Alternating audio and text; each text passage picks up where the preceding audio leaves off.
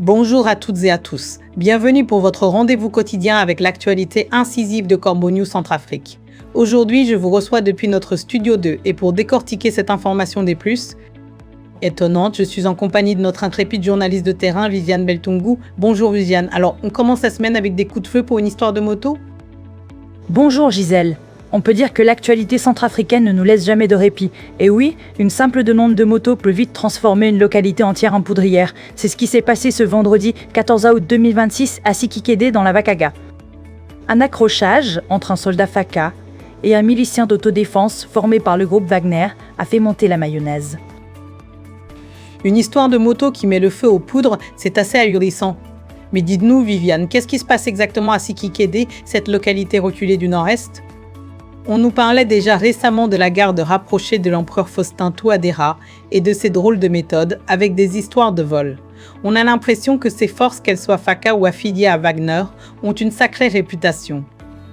C'est peu de le dire Gisèle. L'ambiance s'est tendue vendredi à Sikikede. Des éléments du groupe Wagner étaient arrivés de Birao pour une mission dont la nature exacte reste, comme souvent, bien secrète. C'est dans ce contexte qu'un soldat des forces armées centrafricaines, originaire de Sikikede lui-même, s'est adressé à un milicien d'autodéfense local qu'on appelle un Wagner noir, lui aussi du cru.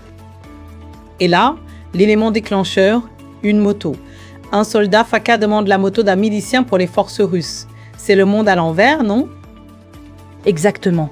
Le soldat Faka lui a demandé son engin pour permettre aux éléments russes de poursuivre leur déplacement dans le cadre de leurs tâches. Mais le milicien a purement et simplement refusé de céder sa moto. Les discussions entre les deux hommes sont très vite devenues agitées. Ce qui s'est dit précisément, avant que la situation ne prenne un tour inattendu, nos sources au CNC ne peuvent pas le certifier. On imagine bien l'ambiance. Viviane, quand les mots ne suffisent plus, on passe au bal. Des tirs donc ? Oui, des tirs. Quelques instants plus tard, des détonations ont retenti dans Sikikede. Des coups de feu ont été entendus à plusieurs endroits du village, plongeant les habitants dans une vive appréhension. La dispute mettait aux prises les deux hommes, alors que les éléments du groupe Wagner étaient déjà présents pour leur mission. La population de Sikikede a été particulièrement troublée par ces tirs qui ont fait écho dans le village. Heureusement, selon les informations recueillies par la rédaction de Corbeau News Centrafrique, aucun blessé n'est à déplorer, ni parmi les soldats et miliciens impliqués, ni chez les civils. C'est déjà ça de gagner. Et dans ces cas-là, qui vient calmer le jeu, les forces russes, bien sûr, les fameux Wagner, ils ne devaient pas être loin. Absolument. Les éléments du groupe Wagner qui se trouvaient à Sikikede ont bien sûr entendu les coups de feu et sont intervenus sans tarder.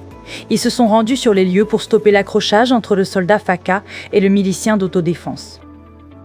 Leur intervention a réussi à apaiser l'ambiance. La tension est finalement retombée dans le village. C'est assez particulier de voir un incident entre deux hommes de la même localité, l'un Faka, l'autre Wagner noir, mais qui appartiennent à des structures différentes. Donc, les pompiers pyromanes, ou presque, sont intervenus. Et une fois le calme revenu, on reprend la mission comme si de rien n'était. C'est ça, Gisèle. Après ce retour au calme relatif, les éléments du groupe Wagner ont continué leur mission à Sikikede et dans les environs. La nature exacte de cette opération, vous l'avez deviné, n'a pas été détaillée. Ces éléments étaient arrivés de Birao avant que tout cela ne se produise. Sikikede se trouve dans la préfecture de la Vakaga, à l'extrême nord-est de la Centrafrique, une zone où les forces armées centrafricaines, les groupes d'autodéfense locaux et les éléments associés au groupe Wagner opèrent souvent. Une histoire incroyable pour une simple moto, Viviane, mais heureusement sans blesser cette fois. Oui, Gisèle.